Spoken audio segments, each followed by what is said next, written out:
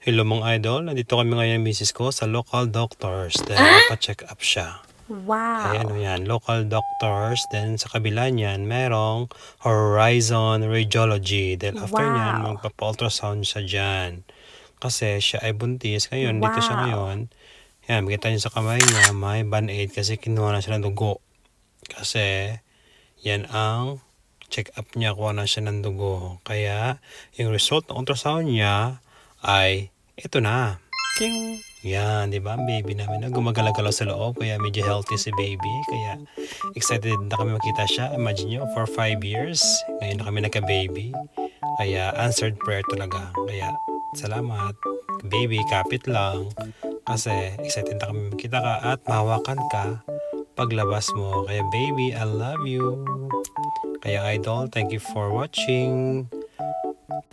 Follow and share sa mga video ko.